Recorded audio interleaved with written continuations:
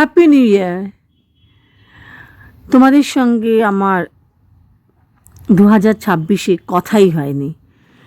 বুঝতেই পারছো, এটা 31st পার্টি। আমরা সব বন্ধুরা মিলে এবার 31st পার্টি সেলিব্রেট করলাম প্রত্যেক বছরের মতনই। এবার কলকাতায় মিতা ছিল, রন্টি ছিল। মিতার একেবারে এই ধরনের পার্টি যেতেও পছন্দ করে না, আজকাল লাউড মিউজিক পছন্দ করে না, বাট আমি অনেক কষ্ট করে মিতাকে রাজি করিয়েছি। তারপর চলে এসেছি আমরা স্টেডেল আমার বাড়ির কাছেই। ছোটোবেলা থেকে আমি 31 ডিসেম্বর কিন্তু ক্লাবে কোথাও পাবে সবসময় যাই। বাবা পাস আনতো আর আমি আমার বন্ধুদের সঙ্গে যেতাম। আমি এনজয় করি। আমার 31 বাড়িতে মোটেও ভালো লাগে না। আমার খুব ভালো লাগে শর্ট ড্রেস পরে, লং কোট পরে, সেজে গুজে পার্টিতে যেতে, ডান্স করব। একটা দিন তো ডান্স করবই, বাট এবার আমরা কিন্তু ডান্স করিনি। এবার এত ঠান্ডা ছিল, লং কোট, লং ড্রেস, মাথায় স্কার্ফ সব কিছু দিয়ে আমরা বসেও পাচ্ছিলাম না, থার্মাল পরেও সব কিছু পাচ্ছিলাম না। ওপেন এয়ারে ছিল, বাড়ির কাছাকাছি বলে আমি সবসময় এখন সল্টলেকের মধ্যেই যাওয়াটা প্রেফার করি। বাট তারপর রন্টি এসে গেল, আমরা ফুচকা থেকে শুরু করেছিলাম, স্টার্টার দিয়েই মোটামুটি পেট ভরে গেছিলো।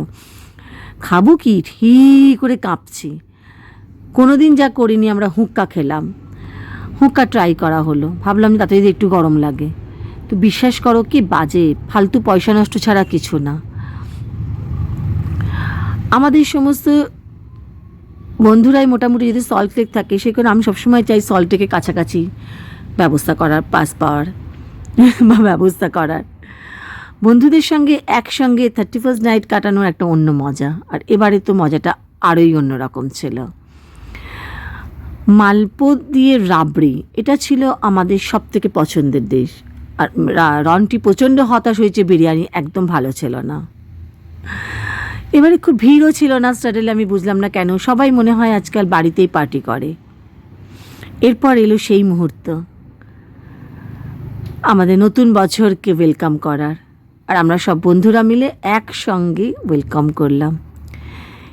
অসম্ভব ভালো একটা সময় কাটলো, অসম্ভব ভালো একটা মুহূর্ত কাটলো। ওয়েলকাম করলাম 2026-কে। আর আমি আশা করব, প্রে করলাম ঠাকুরের কাছে যেন আমাদের প্রত্যেকের খুব ভালো কাটে, আমরা যেন সবাই সুস্থ থাকি, আমার সকল বন্ধুরা যেন ভালো থাকে। এই ছোট্ট ছোট্ট মুহূর্তগুলোই আমার জীবনের সব থেকে খুশি আমাকে এনে দেয়। আমি এইগুলো যে কতটা চেরিশ করি, কতটা আমার কাছে একটা ইম্পর্টেন্ট, আমি কাউকে বোঝাতে পারবো না।